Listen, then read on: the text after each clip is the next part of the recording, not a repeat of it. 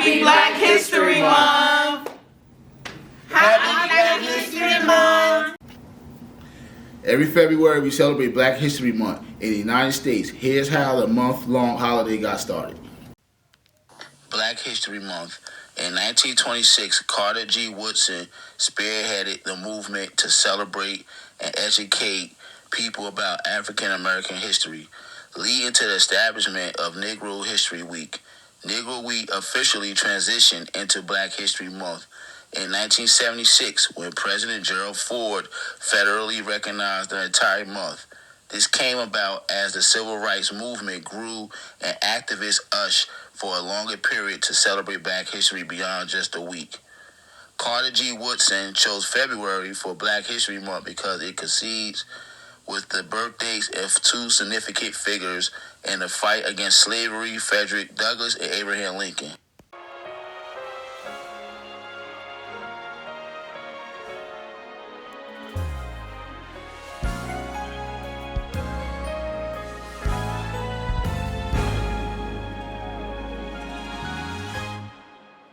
Lift every voice and sing till earth and heaven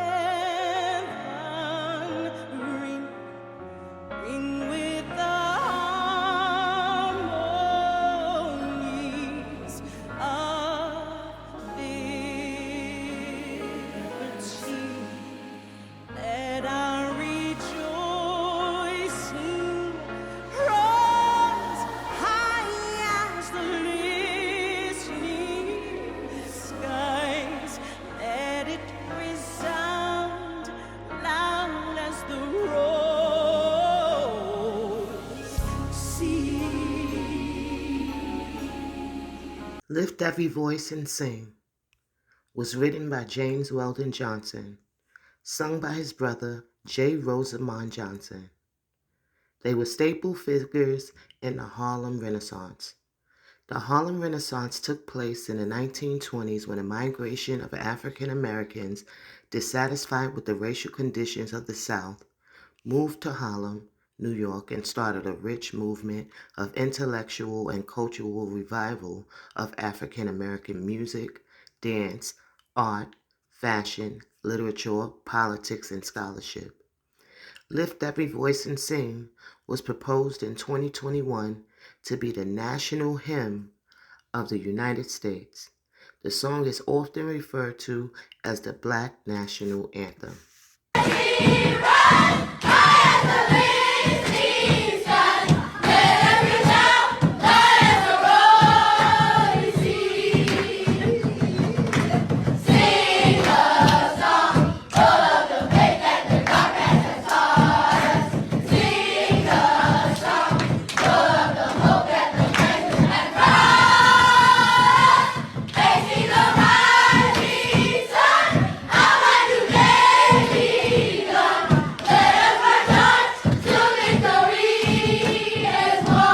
The Harlem Renaissance is one of the most iconic cultural periods in African American history.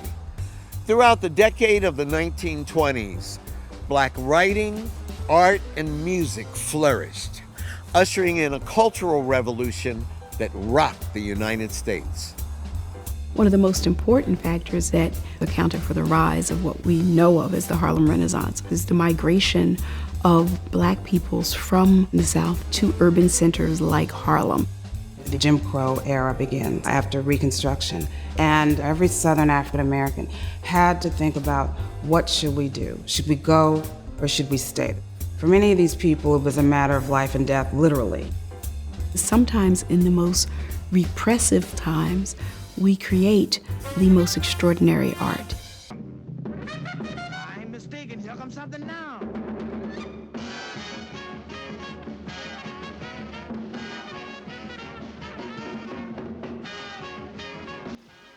Dances of the Harlem Renaissance, called swing dancing, also known as the Lindsay Hop, went on to later influence other dance cultures in New York later on, like the b-boy dancing,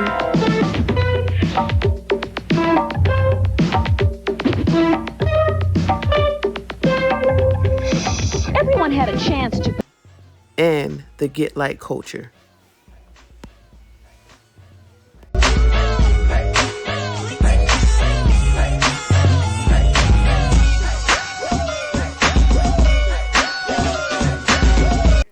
Jazz music was brought up to New York when foundational Black Americans migrated from the South. The jazz music was heavily influenced by blues. Blues showed early signs of rap culture through scatting. The slide trombone and trumpet moan as you're coming through the door. I'll guarantee that you'll never see like the likes of them again. Stomp your feet to the beat of the Dixie Music Men. Everybody move, get right in the groove. There ain't nothing you can lose. Now right here's the spot where we'll all get hot with a nasty mess of blues. Black contributions to the American flag. Grace Wisher was a free Black girl who helped sew the Star-Spangled Banner. At the age of 13, she became an indentured servant to Mary Pickergill, the flag maker who sewn the famous flag. The flag was sewn in 1813 and would later inspire Francis Scott Key, a slaveholder and colonizationalist, to write the national anthem. The Pan-African flag was created in 1920 by Marcus Garvey in response to racism against African Americans. The Pan-African flag honors the shared heritage and relationship between the people of the African diaspora. Red, the blood shed in the struggle for Black liberation. Black, the people of Black African ancestry and strength of the community. Green, the abundance and resilience of the Black community and the natural wealth of Africa. The Black American Heritage Flag is an authentic flag that represents the culture and history of African American people, created in 1967. Created as a symbol of hope and representation in the midst of the Civil Rights Movement. Designed by Melvin Charles and Gleason T. Jackson, President Lyndon B. Johnson acknowledged the flag.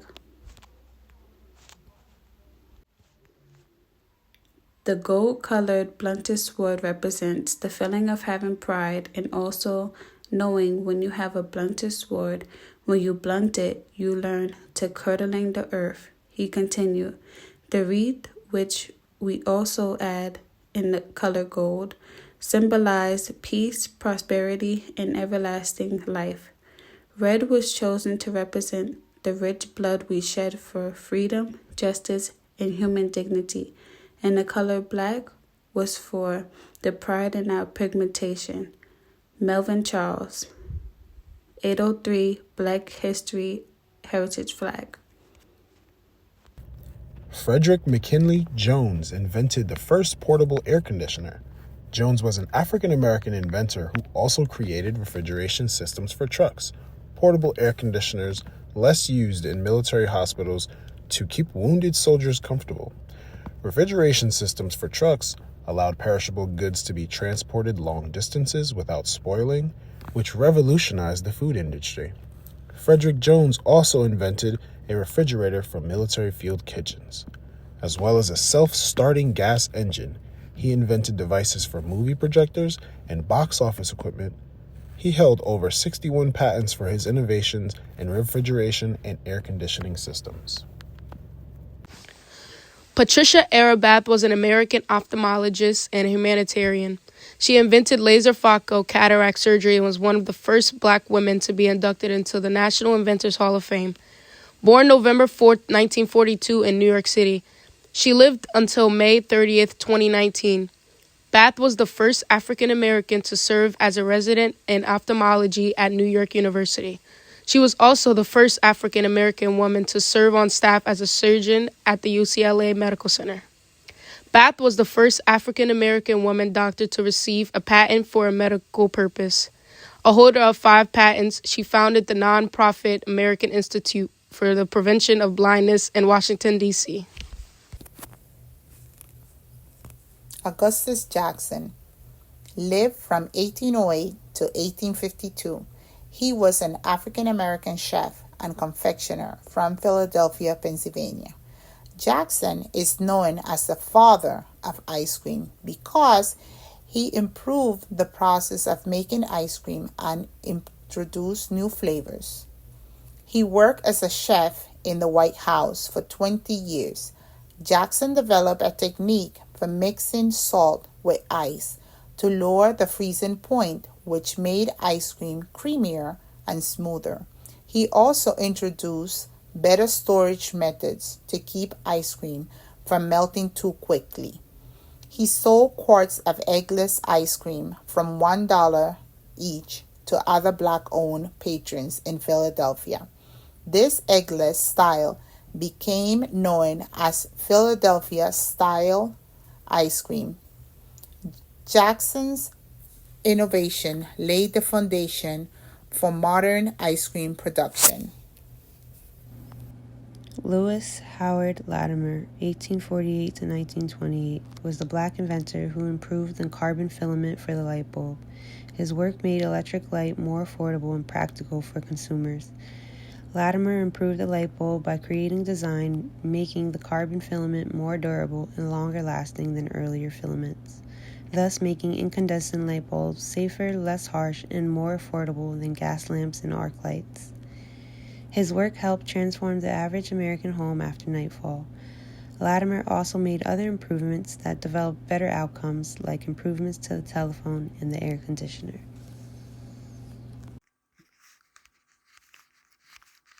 Joseph Winters invented a wagon-mounted fire escape ladder for the city of Chambersburg, Pennsylvania. Buildings were being built taller and taller in American cities in the late 19th century. Fire crews at that time carried ladders on their horse-drawn fire engines. These were usually normal ladders, and they couldn't be too long or the engine wouldn't be able to turn corners into narrow streets or alleys. These ladders were used to evacuate residents from burning buildings as well as to give the firemen and their hoses access. Winters thought it would be smarter to have the ladder mounted on the fire engine and be articulated so it could be raised up from the wagon itself. He made this folding design for the city of Chambersburg and received a patent for it. He later patented improvements to this design. In 1882, he patented a fire escape that could be attached to buildings. He reportedly received much praise but little money for his inventions. James Winter was active in the Underground Railroad, helping the enslaved people escape to freedom. The Underground Railroad in Harrisburg, Pennsylvania, was a critical hub of the American Underground Railroad network, which helped men, women, and children to escape the system of chattel slavery that existed in the United States during the 19th century. This Underground Railroad hub was successful largely because there was a significant population of free black men and women in the Harrisburg area who were able to help runaways reach and traverse the many Underground Railroad routes that were located throughout the region.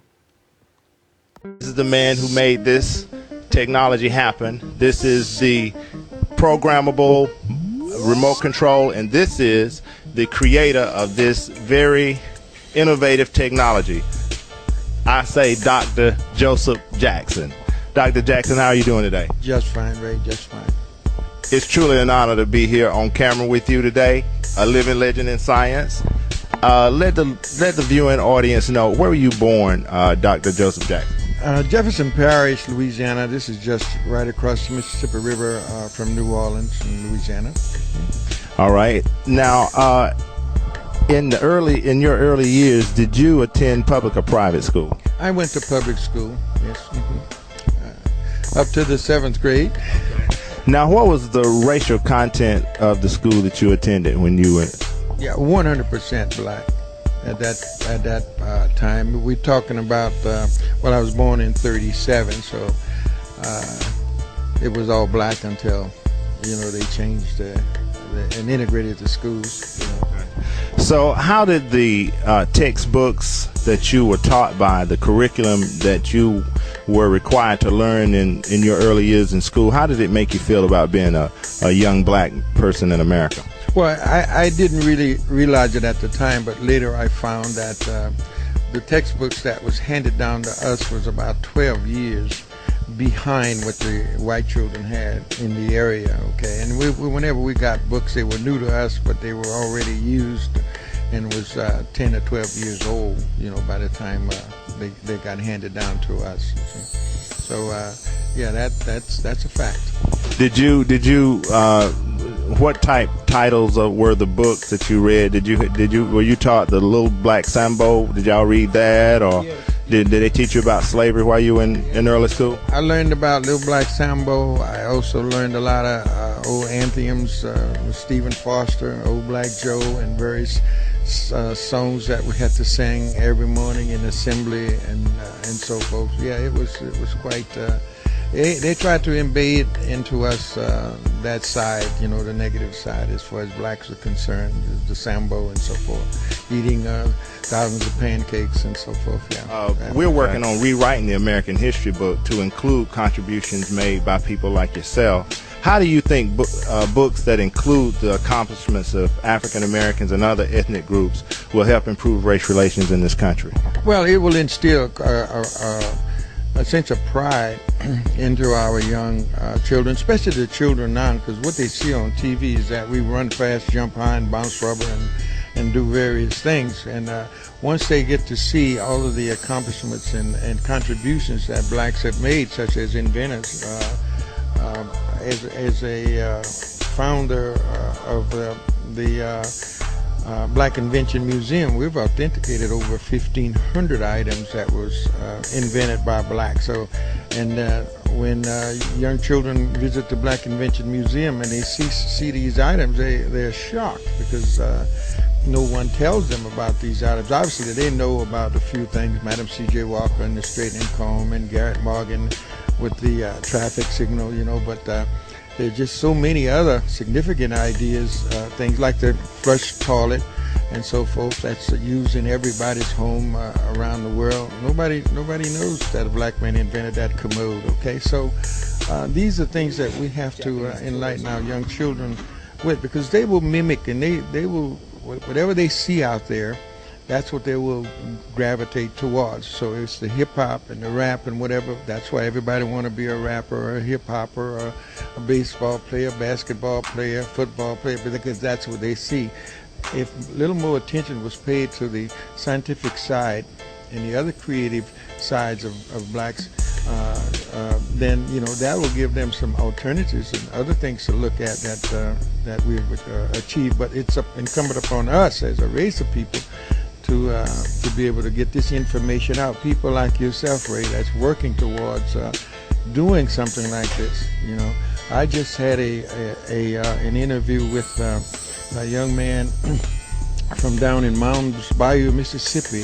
They're getting ready to resurrect that city and rebuild it and do a whole lot of things, and requesting that I go down there with some of my inventions and to provide jobs and so forth. And I'm committed to doing something like that because Mound Bayou is a very historical place as it relates to blacks.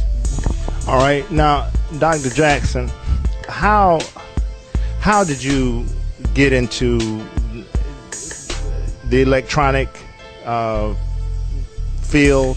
What led you to have an interest in working with electronics, television? Tell us a little bit about that. Okay. Ray, because I mentioned I went to the 7th grade, I need to clear that up, okay? Prior to my joining the military, I spent 3 years in the 5th grade, 3 years in the 6th grade, and about 6 weeks in the 7th grade. And then by that time, I was much larger than most of the kids, and I quit school and I went to work for a white lady down in Louisiana. She taught me to type. She taught me about delivery tickets and invoices and so forth. So by the time I turned 18, I was pretty much further along. So when I joined the Army, knowing how to type, okay, I got some pretty cushy jobs. And in there, I found that all shades of people doing various things, okay? So I availed myself, and then a little while after being in there, I took a GED test and passed it for high school. Well, that made me eligible to go to radio and TV school, which has always been a fascination of mine. Now, going back to when I was about 5 years old, we had a big radio that stood up in our living room. TV was not that prominent at that time. And I used to lie down in front of that radio and listen. And one day my parents weren't at home, and curiosity got the best of me. I wanted to know where was those little people that was making that noise in the radio. So I kept goofing around with it and tore the grill off the front, and still didn't see any people. And I found this big round thing in there that now that we know is a speaker. Got to goofing around with that and got a hole in it. Now it's sounding funny, and I could see the wall through that hole. And well, I went in the back, and I still didn't see any people, and I tried to patch it up. But when my dad got home, I got the spanking of my life. However, he tried to explain to me that there weren't any little people in there, that this was an electronic thing, and some distance away set a transmitter, and the radio being a receiver, that transmitter could send radio waves, which is the voice of someone, over the air, and then the radio being a receiver would turn that information into intelligence, which we actually can listen to, okay? But it was still a difficult thing for me to conceive of at that time, but it always stayed with me. So when I got in the Army and I got a chance to go to radio and TV school, I wanted to find that mystery out. So I studied radio and TV early 60s in Fayetteville, North Carolina with Fort Bragg. And then I opened my own radio and TV shop about 4 months out of school, and I had it as a part-time business. I was a soldier during the day, and I fixed TVs nights and weekends for about 7 or 8 years in that area. So that's where I got the vast amount of experience in electronics. During Black History Month, we acknowledge and reflect on the many contributions and inventions by Black Americans. So often in our daily lives, we are surrounded by the contributions and inventions of our ancestors without really realizing it. Many of them never fully acknowledged due to us not having enough economic wealth to patent all of our ideas during earlier times and even as of today.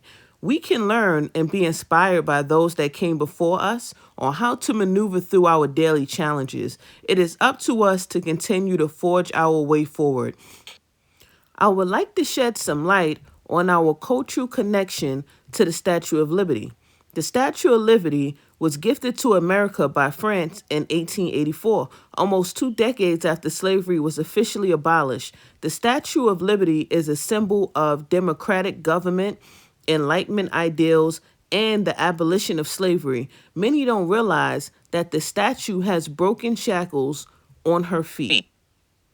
We will now share an interview clip of Dr. Joy DeGruy, who not only saw something, she said something and did something to ensure that this information would no longer be overlooked. You tell this story about the Statue of Liberty. And as a former history teacher, I just love these historical facts, right? Yeah. That we cannot negate. We cannot skip past. So you tell this story of the Statue of Liberty being commissioned in 1865 by the French artist and the original drawing of the Statue of Liberty. And, that story, I had no idea that it resonated the way it did with folks because I was experiencing it, right? So it's actually, the whole story is in the book, the revised book. I actually put it in there. So it was around 2007, 2008. A friend of mine called me and said me, Joy, and this friend, Floyd Myers, brother of Heavy D, he called me, says, Joy, he lives in Mount Vernon. And our families are really close. He said, I got a new job. I said, what's the new job? He said, I work for the Department of the Interior. I said, really? He said, I'm over all the national parks for the state of New York, right? So Forestry Department, all of these. He said, I'd like you to come to the Statue of Liberty. I said, because, I'd been to France. I'd actually seen the original drawings of Bartholdi, who was the architect who did the sculpture. And I knew that the Statue of Liberty, and everybody knows in her right hand she's holding a torch, And I always ask my audience, what is she holding in her left hand? Right? And when I was at the Statue of Liberty, because I eventually agreed, because Floyd was insistent, and he said, I can give you a pass, we can go up in her eye and everything. I said, okay. So when I go there, I'm going there with the knowledge that the Statue of Liberty was holding originally in her left hand broken chains. Again, Commission 1865, pretty important date, end of slavery, end of the Civil War. All of those things were why. She is a statue of what? Liberty. Which makes sense. So she has broken chains in her left hand. Now she's holding a rectangular object with a Roman numeral on it. That's what she's holding. So, and he says, and if you have any questions, so of course. Excuse me. My head shot up, right?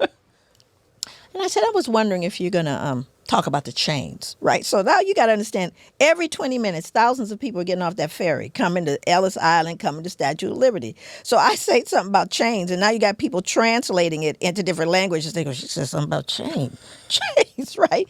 So, because I knew that she was holding, those broken chains. So now at this point, I'm like, they got to be here somewhere. So Floyd and I are now looking for the historical document that I said, the picture of it. I said, they can't not have it. It's a Statue of Liberty. They got to have it there. So we go into the basement of the Statue of Liberty. This was so crazy to me. We're in the basement of the Statue of Liberty. We find the document encased in glass behind figurines facing a wall in a hallway. So here we have the truth hidden in plain sight. So I'm sitting there going, so Floyd, I take a picture of it. The picture is in the book, right? So I took a picture and I said, this is insane. I said, this is really insane that, here we have that picture.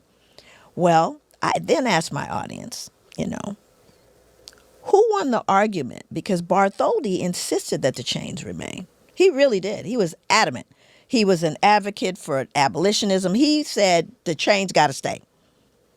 And I asked the audience, who won? Did Bartholdi win or did the United States win? And they always say, well, the United States won. I said, no, they didn't. Bartholdi won. The chains are actually still there. And they have always been there the entire time at her feet. I spoke to his supervisor. I said, I would like to pay to have a picture of the chains at her feet so that they're on display. And they're explained. And he said, no. I said, I'll tell you what I can do. I said, I'm sure that I can get, just across the water, a black sculptor that will just sculpt that part. Because God knows they show you every aspect of the Statue of Liberty. And he said, yeah, no. I said, okay, I'm going to tell on you. And so I travel all over the world. Yeah. For a living, I travel all over the world. And I told this story. And I showed the pictures all over the world. So I get this call from the Department of the Interior. They said, we'd like to talk to you, Dr. DeGruy. And I'm going, I'm not scared. I'm from South Central. But I did tell my family where I was going.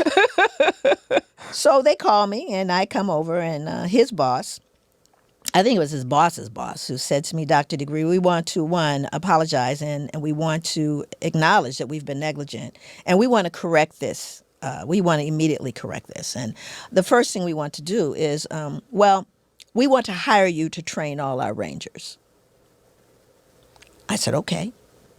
And we're going to correct this negligence we've shown. So I didn't believe him. So I went back undercover, right? Because I wanted to know a couple of things. I wanted to know if they were going to first talk about the chains unasked. Because I had asked about the chains. And I was assigned with my little group. This is 2013, 2014. I'll go back. And I want to know if they've actually changed that. And my third visit, I go back and I have a great ranger. The ranger not only tells the story of the chains, turns to me and says, this is American history I'm sharing.